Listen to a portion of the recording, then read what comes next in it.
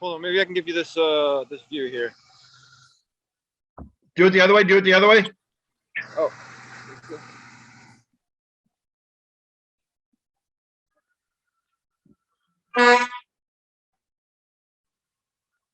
So tell me, describe where you are, Anthony. Well, this is Medica, Poland.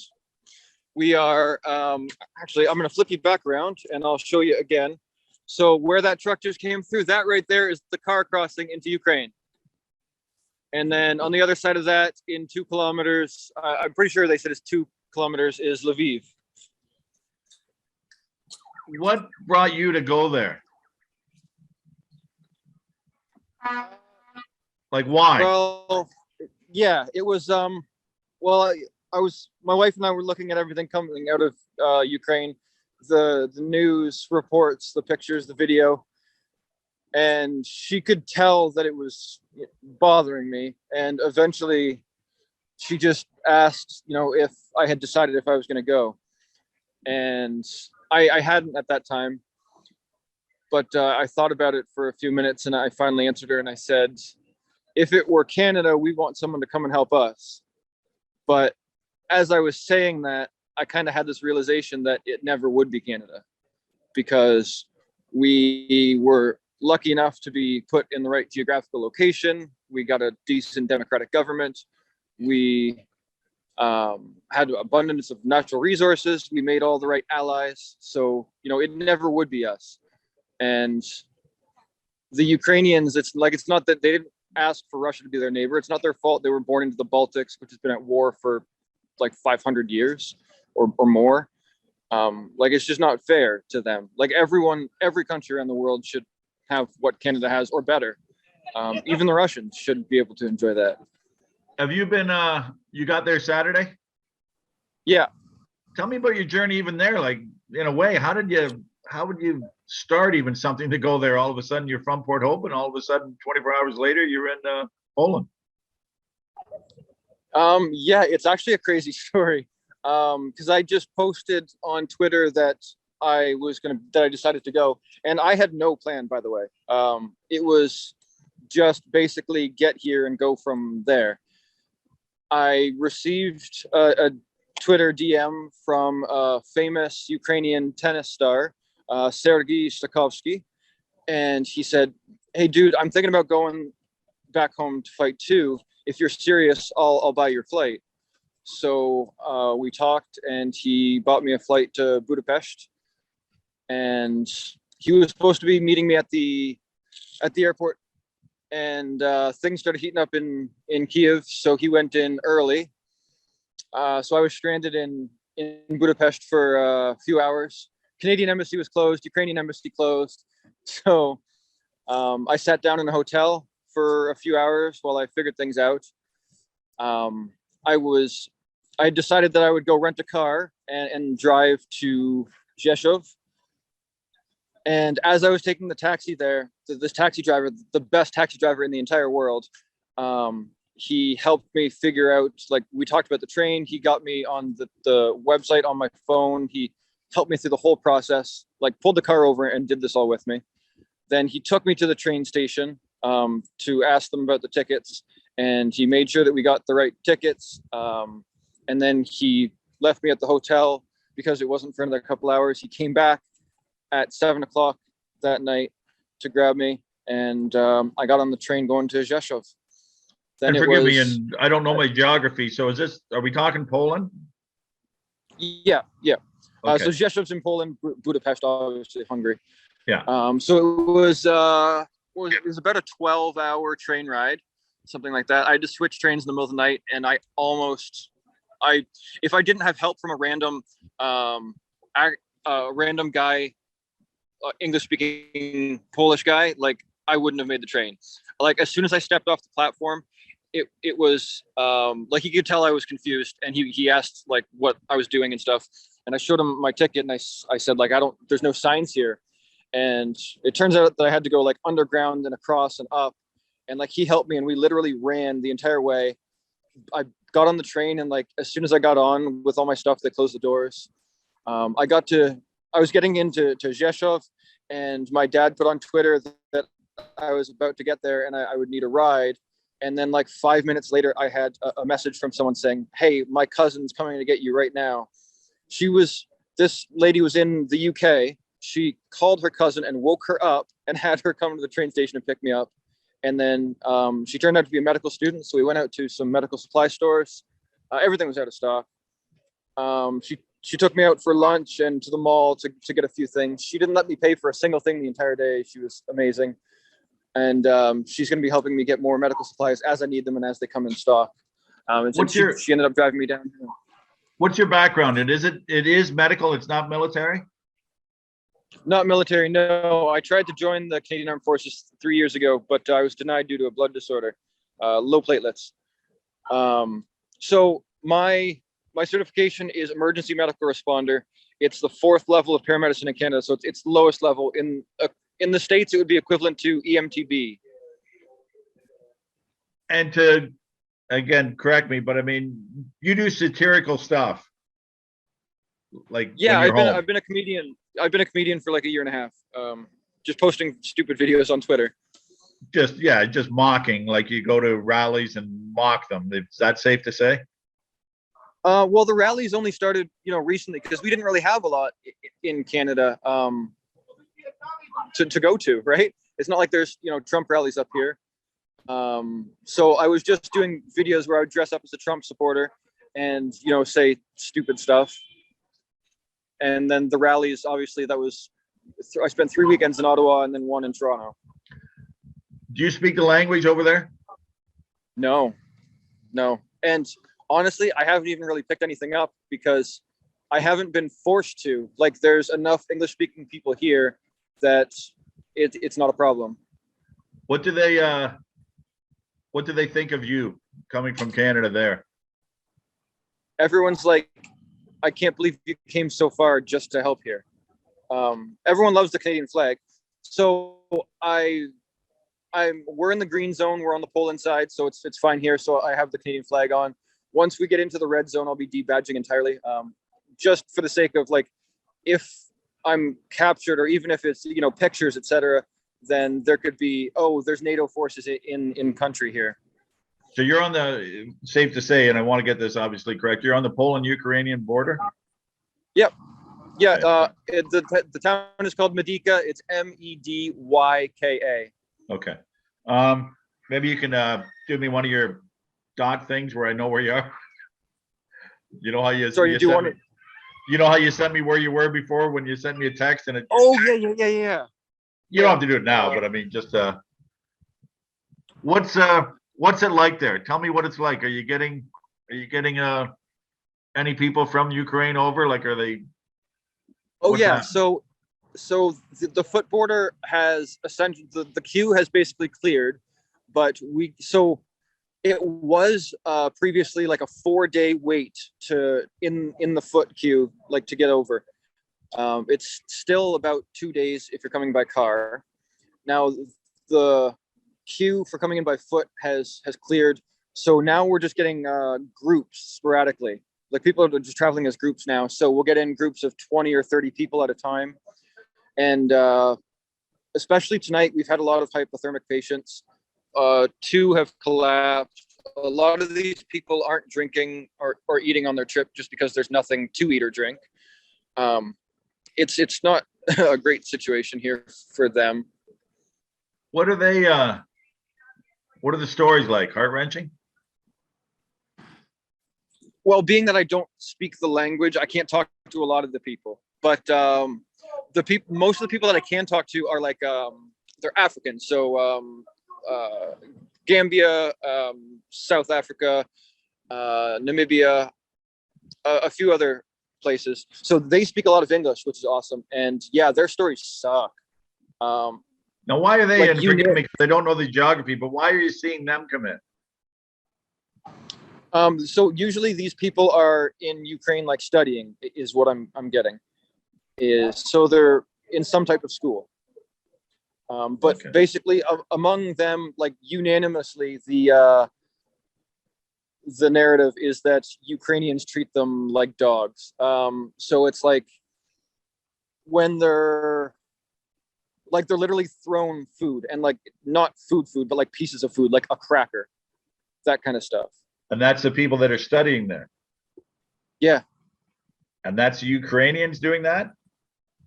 that's what they're saying. I haven't seen video of this. I can just relay the stories I'm saying, but all the stories are matching up. So Yeah, yeah. and just for some contrast, there's at the vehicular crossing, there's people that cross sometimes too. I don't know how they decide what people can cross, but I can tell you, like I've been there quite a bit, and 99+% of people that come across are obviously Ukrainian, like they're white, so they're Ukrainian, and actually at some points the Polish border guards have actually been like escorting them and carrying their luggage for whatever reason. So it's like the Ukrainians coming out are treated excellently.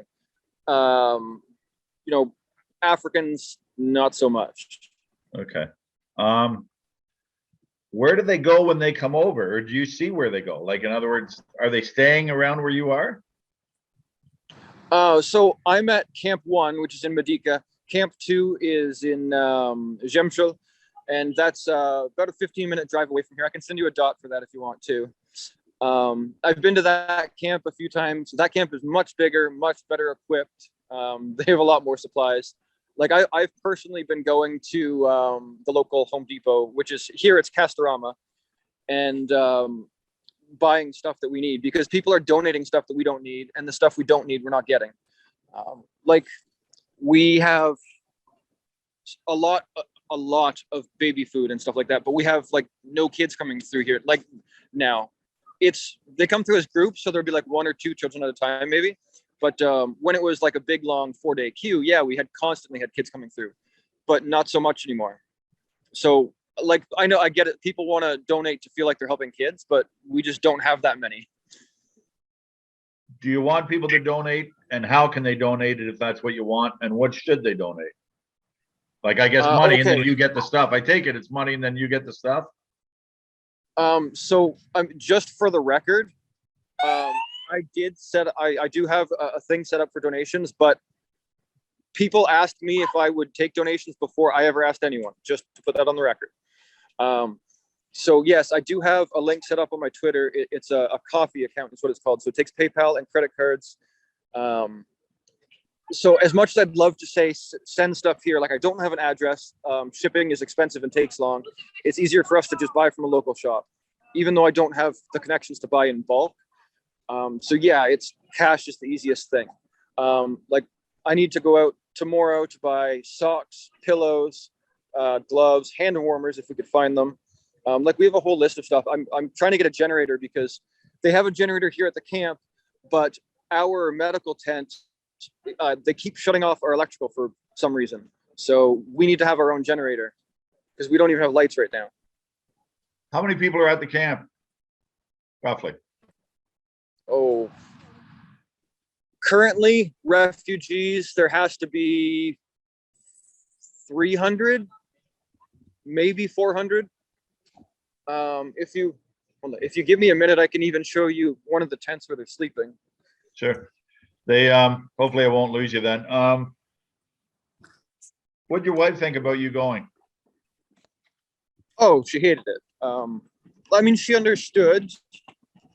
I think she understands, like as time goes on, she understands more and more that it's important to be here. Like she sees all my pictures and stuff, right? So she knows the importance of what I'm doing. But yeah, she was a wreck at first, and as much as she tried to hide it, she really couldn't. And are you working under the direction of somebody, or is it sort of just you do what? So on the news, like when news crews come here and they take pictures and they say there's tents set up for all this stuff, they make it look really, really good. But literally the first thing that someone said to me when I got here was, this is not organized at all. It's just a shit show. I don't know if I'm allowed to say that with you, but that's what I was told first thing. So I'm currently not working under the direction of anyone, but we've kind of had to establish our own thing. So the medics, for example, we usually have doctors and medics here. Today, like the first day I came in, there was a tent set up that had Polish paramedics. Like they're actually like Polish ambulance service paramedics. And I thought it was just like they're set up there and they stay there. Well, later that day, they disappeared. And so I was literally the only medic in the entire camp. So I texted a doctor that I met when I first got off the car here. And I said, like, there's no one here. You got to come back from wherever you are.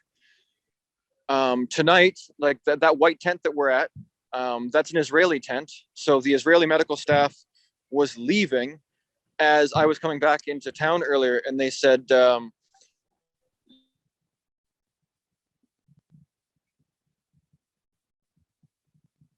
Uh-oh. yeah, we'll just sleep. So Sorry, yeah, I no lost you for a direction at sec all. there. I lost you for a sec. Say that again. So as I was coming back into camp today with supplies, the Israeli medical staff was just about to leave, and they won't be back until 10 a.m. tomorrow. So like all the medical staff was leaving, and my friends and I, like there's only a few people like medically trained. Like I've met up with them, and we stick together, and we just kind of were like, well, now we have to sleep here tonight. We have to sleep in shifts, so that we can cover everyone. Where do you want to go from here? I'm waiting for a group of Canadians to come in, like combat veterans, and then we're going to go to Lviv and then up to Kiev. Plans? What exactly are you asking for? Well, like you just play it by ear, where you go, what you see, and then that'll determine what you do. Well, we're going up to Kiev, definitely. And then, like, I can't say what we're going to do in there because I don't know what they need exactly yet. Like, they have a lot of people there, so, you know, we'll do whatever is necessary there. But basically, there are trains running from Lviv up to Kiev. We're discussing whether or not that is the correct route, because, you know, trains take very predictable routes. They can't stop or swerve to avoid missiles or anything like that. So easy targets. So most likely we'll go in smaller groups and take like randomized routes, so that, you know, if one group is lost, the rest isn't. Are you there for medical reasons, or will you take up fighting if the need be? Yeah, the further we go in, the more of a combat role I'll take on. And you don't mind that? No. See, the way I see it is, like, if Ukraine falls, I don't think Putin's going to stop there. I think so long in power, he's just bored now, and he's having fun. So, like, the only way, if he were to continue, like, he can't continue with impunity. He'd have to be threatened with something. But the only thing to threaten with is like nukes. Like, I just see it as, if Ukraine falls, it'll chain reaction into World War III, and, you know, my family won't survive a nuclear war. So, you know, I got to try and stop it any way I can. You're the only one that I know, like, you're the only one that I know of that's over there. Like, nobody around where we live, or Port Hope, Coburg area, that I know of is where you are, that you know of? So actually, there's a man he's Ukrainian, but he's been living in Toronto for however many years, a long time. When I got off the train in Rzeszów, that girl was coming to the medical student. She was coming to pick me up. But as soon as I got off the train, like, I literally put down one foot, and he said, "Hey, do you need help?" Because he saw my Canadian flag patch. And we started talking, and he actually bought me lunch. He was saying that he's from Toronto. Like, I got his number, and I talked to him a couple hours ago, actually. He said he was going in to join. And so he's made it to Lviv, and then he was taking the train up to Kiev. They actually stopped him, a special, I don't know, police unit or something, stopped him and interrogated him halfway up because he didn't look right or something. They said, I don't know, traveling alone maybe, and I don't know. They're just like, there's potential saboteurs going in there too, right? So, so yeah, Toronto man detained in, oh shit, what's that city he said? Uh-oh. Your camera went. Oh yeah, it's just I'm pulling up the messages. Okay, there for a sorry, second. sorry. So that's yeah. So his name is Olex, and the city he's currently in is Venezia. Geez, it's good how you got all the names, the pronunciations. You know what? I'm struggling. Yeah, but everybody is. It must be nice to be around so many people that are fighting for the same cause as that, as most of the world. Yeah. The energy here is something else. Like everyone being united against this, and it's like when you talk to the people that are going to fight, they're like when they talk to me, they're just so happy that a Canadian is going to be going in there too. But like all of these people are, I mean, they say there's no fear, but I mean, if you're going into war and you say you're not afraid, then you're either stupid or you're lying. Now these people may be stupid by way of extreme nationalism and like pride in their country, but it's still stupid. Like it's good to be scared because that just adds a little bit to your perception of things. Yep. If like you get to learn to use your gut, you hear a little bit better. Like you don't want to be to the point where you're paranoid, but you want to be alert. Yeah.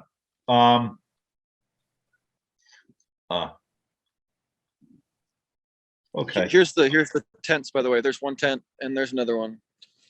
So people are in there? Yeah. How many would you say roughly? Oh, it's like they're side by side. It's like they're packed. Is that right? They and where does oh, you know what? Sorry, go ahead. Here, this is the current. Okay, back here for context, that leads to the and it looks like there's people crossing. That leads to the Ukrainian border, and that's where you cross by foot.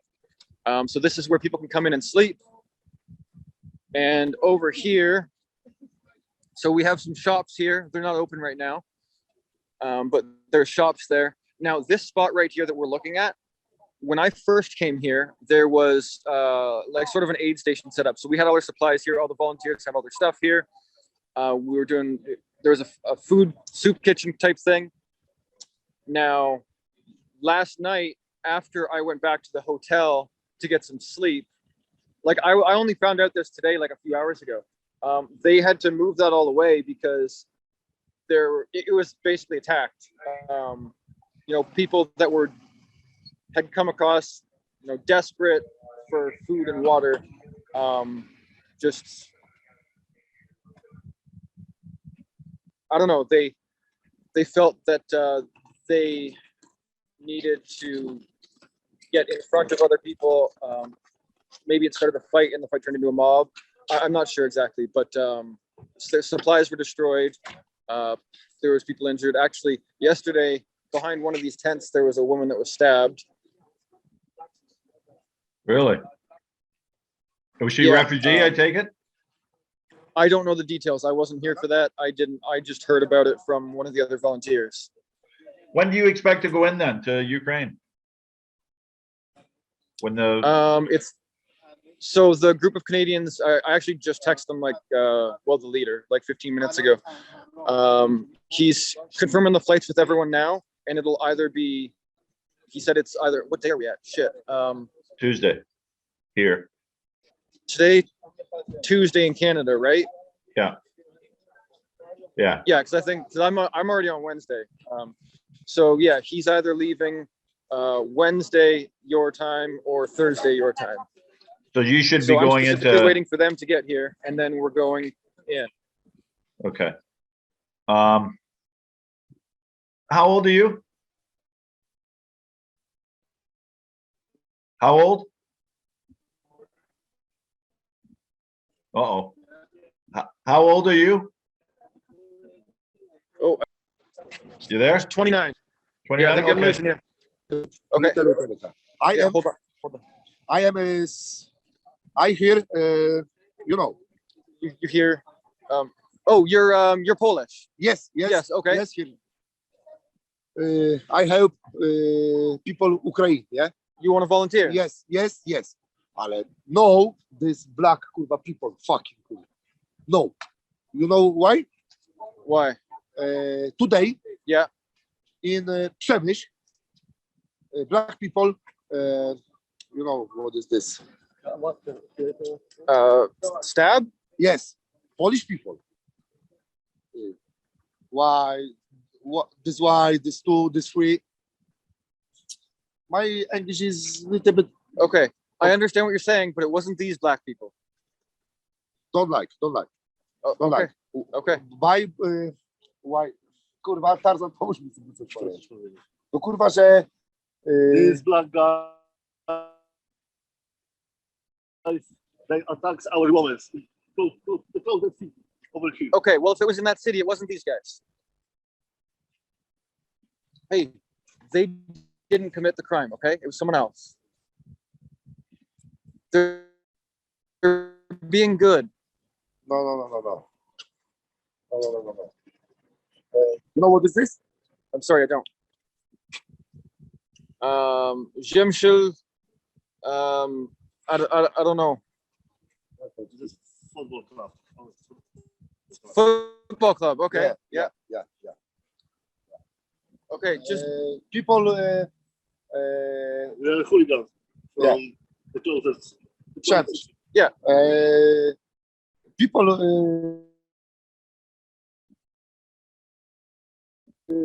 Ukraine. Yeah. It's all right. No problem. yeah. We can give them everything. give money and But stuff to we Ukraine.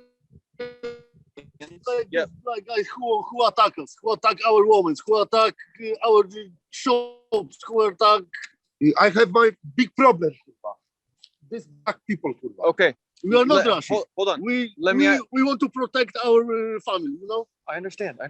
Let me ask you this: in Poland, Yeah. is there crime? I don't know. There's crime in Poland, right? There is, People commit crime. Yeah. Yeah. Yeah. White people commit crimes. No, black people. Every crime in Poland is a black person. No. That's my point.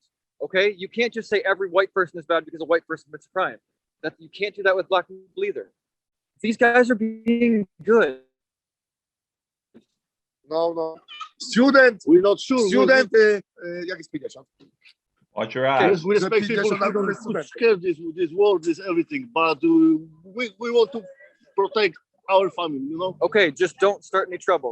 Keep an eye out, and if something happens, we'll take care of it. Okay? Powiedział, że musimy uważać, patrzeć się i uważać, ale że nie są każdy Look, czarny. Think of this. Wiem.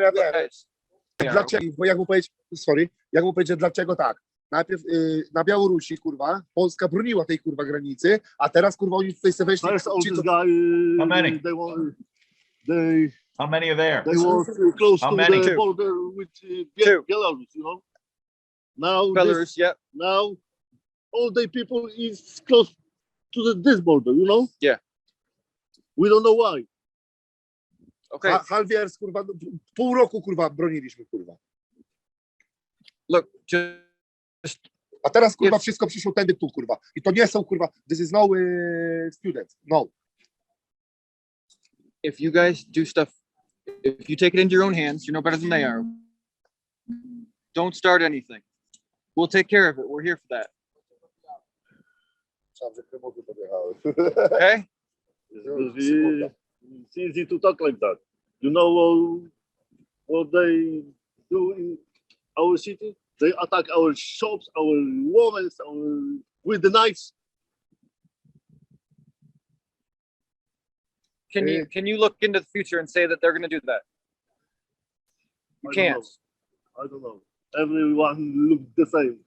Fucking black. Look, I'm on a phone call right now, so I'm gonna go finish that. But